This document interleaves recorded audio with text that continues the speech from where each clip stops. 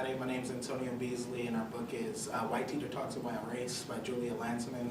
Had chapters 1 and 2, which starts off by talking about her beginning of the day, coming from home, her home life, into the end of homeroom, interacting with her students. Hi, I'm John Little, and I analyzed chapters 3 through 5. It talks about like the class periods before lunch, like there was history. For English, they had a guy come in, and then they also talked about a writing class that Lansman ran. I'm Noah Enright, and I had chapters 6 through 8, which involved the lunch periods in their day and race. I'm Bob Fusel. I had chapters 9 through 11, which detailed the end of the school day and some of the things Lansman reflected on after the school day had concluded. I'm Mike Sullivan, and my chapters were 12 to 14, and mine talked about kind of what Lansman does after school and kind of what the students do after school. And on this particular day, she had parent-teacher conferences, so she attended those and she interacted with the students' parents and drew some conclusions. I'm Alana McLaughlin. I had the final chapters of A White Teacher Talks About Race, and my chapters were about how Lansman would teach at a grad school after school, and then her going home to her gentrified neighborhood and then reflecting on her day. I hope you enjoy our video.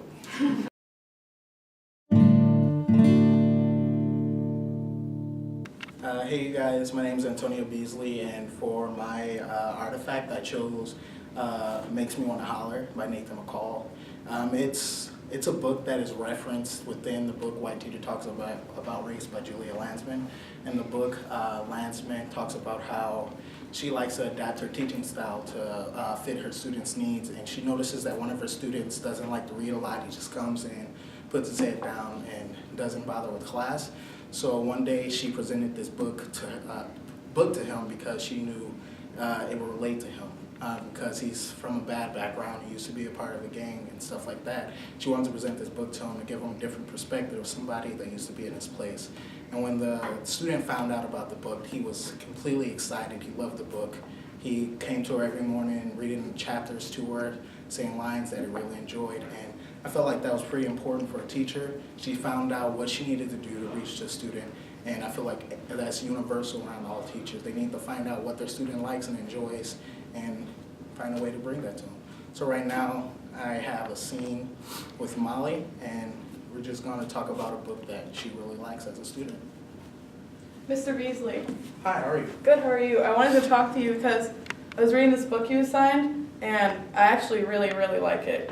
And I don't think I've really liked a book like this in class before. When I saw this book, I was like, a lot of my students can relate to it, especially you, and I thought about you specifically. And what specifically do you like about it? Well, I don't know. It's just I've never read a book that felt like it was something I'd experienced before. And like I underlined this part because I thought it was really interesting and I wanted to remember it. Yeah, I remember that part. It related to a lot of students in class, not only you. Yeah, I don't know. I just never liked a book like this, and I was wondering if you had any other books by this author or something. Oh yeah, I can definitely give you a lot more recommended reads. He's a really great author. Thank you so much for giving us this book to read. Of course, it's my pleasure. Thank you. Glad you liked it. Hi, I'm John, and the object I chose was Frederick Douglass. Throughout the book, Lansman talks about how it's important to make the curriculum diverse. Like in today's classroom, like 90% of the literature and history that is told is from a white perspective, which makes it hard to keep minority students engaged and like relate to the classroom. She said showing literature by non-white people or like historical people of significance helps correlate races other than white people with success, keeps them engaged, and it like helps them feel like they could be that too. And now I'm going to introduce three of my students. We got Mike, Noah, and Antonio. And the next project we have in this class is that we're going to be reading the narrative life of Frederick Douglass. Oh, that was so boring. Why did you pick that one of all the books? Because, Mike, it's important that we learn history from a variety of perspectives. Most everything we learn is from the white side of history, so it's important to get analysis from other cultures. Okay, I guess that makes sense. I guess what's so important about Frederick Douglass? Why not maybe Rosa Parks or something like that? Frederick Douglass is important because he gives a first-hand account of slavery, which is very rare, and he's able to give a real account. He was also very significant in helping abolition, a very historically significant person. I guess I have one more question then.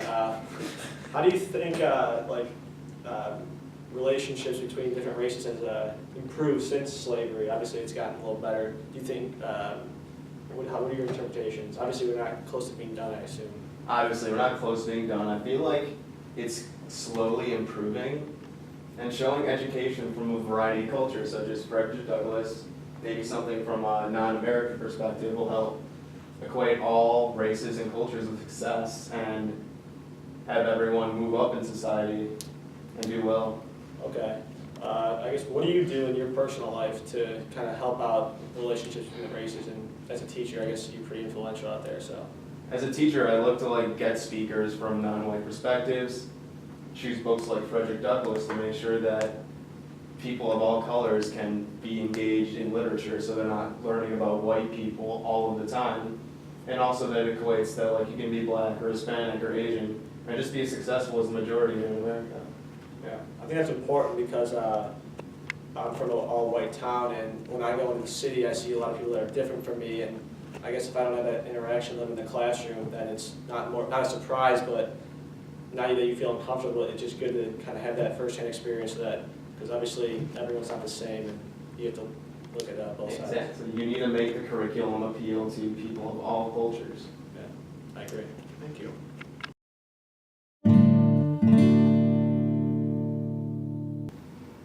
Oh, hey there.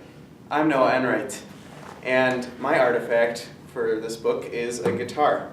And I related this specifically to chapter 6, when Landsman talks about a lunchroom and how everyone is separated by race and culture. And I saw it as the guitar being the lunchroom or a school, and the different strings are different races or cultures, and each note on the string is a different personality within that culture. So then when you bring all of them together, they will come together and bring beautiful music to our ears. So we come over here, and this is my classroom for music appreciation. All right, everybody. Have you played an instrument before? I've never been interested in music. I love listening to it, though. I just never been interested in playing guitar. I'm more sporty, so I don't really care for music, I guess. Yeah. Oh, sorry. Oh, go ahead, John. Yeah, I tried to play piano, but I just couldn't really get into it. I play the guitar and I love it. Well, that's awesome because it doesn't matter. Because I'm going to share my own experience now. Music can bring everybody together, no matter what type of situation you're in. When I was in high school, I was put in a music class with people of many different races and cultures, and it really brought us all together as a unit and really let us appreciate each other and be ourselves in that classroom. So. Going off that, I just thought of, I was watching the Olympics over the summer, and as you were talking about, all the different personalities and cultures we have, I just thought how the U.S. always wins in the Olympics, and I just think it's because we're so diverse, and we have maybe we use different players for all the different sports and all the different strengths. We bring all the strengths together, so we have no real weaknesses. Whereas other countries, they may be only good at basketball or football, whereas we have different people for basketball and football, but it's all our strengths coming working together, and I just kind of thought that was related to your guitar. Mm-hmm. So we're like the melting pot, and all the best personalities and characteristics are brought out of each other because of our counterparts.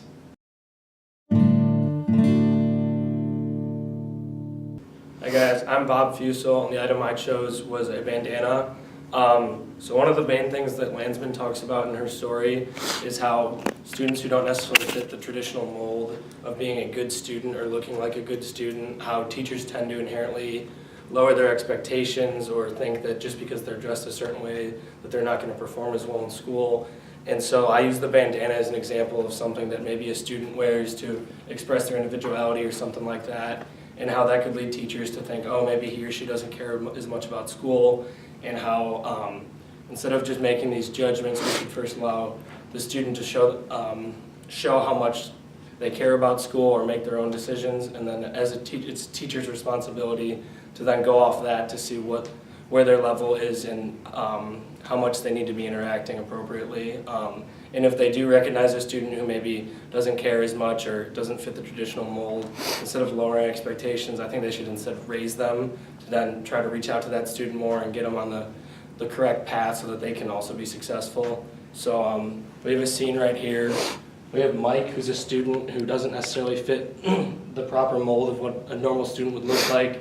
And then we have Molly and Noah, who are teachers walking by, observing Mike, what's going on, and making comments before even seeing how he does. So.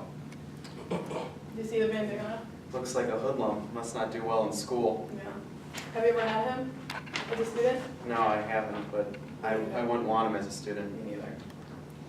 Hey Mike, how you doing? Doing well, thanks. How are you? Here, I got your latest test back. You got 100%. Keep Oh, up the no great way. work. Thanks, yeah. All your help and extra tutoring that I've went to has definitely paid off. Yeah, I think if you keep coming after school for tutoring, you'll be able to keep seeing 100% like that. So keep up the Yeah. good work. All right, appreciate it. Have a good night. You too. Thanks.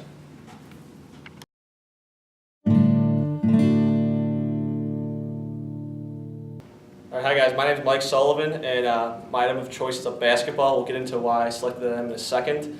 But first I wanted to give a quick summary of what my chapters are about, what Laneman was trying to tell us. So in the first chapter, she is actually teaching a group of grad students, and she realizes that there's a lot of people that are about to enter the field and teach our future citizens that are just unprepared.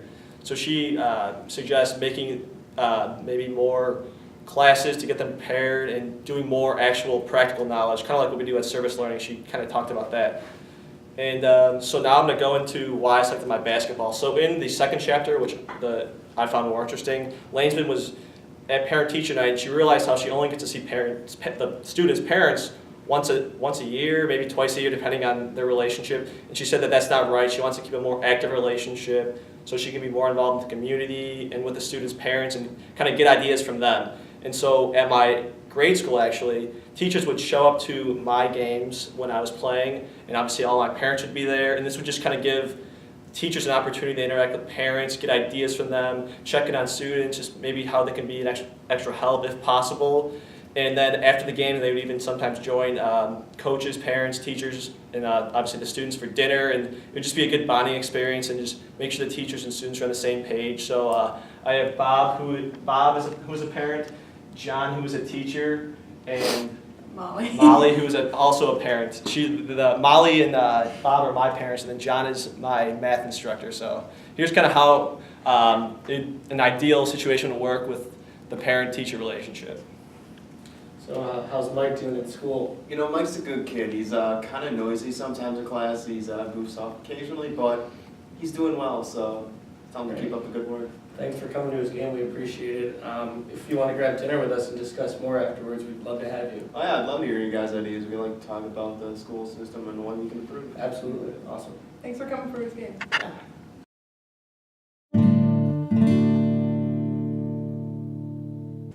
Hi, I'm Molly McLaughlin, and I'm talking about the last final chapters of Lansman's book. And in these chapters, Lansman leaves school. She goes to teach at a graduate school. She goes home and she reflects on her experience throughout the day. But I wanted to talk more about her experience teaching at the grad school. So her grad students are all, they're at a higher level of education. They've been taking education classes for a while now. So they think they know all there is to know about teaching in the classroom. Whereas Lansman, an experienced teacher who still knows that she's learning every day, knows that it's way more nuanced and that she has to think about the experiences of her students and just getting experience as a teacher to really understand what's going on and how to teach most effectively in her classroom. So for my, my artifact, I decided to use a pair of glasses because in the classroom you have to be willing to take on a new perspective, and glasses do that for our eyesight.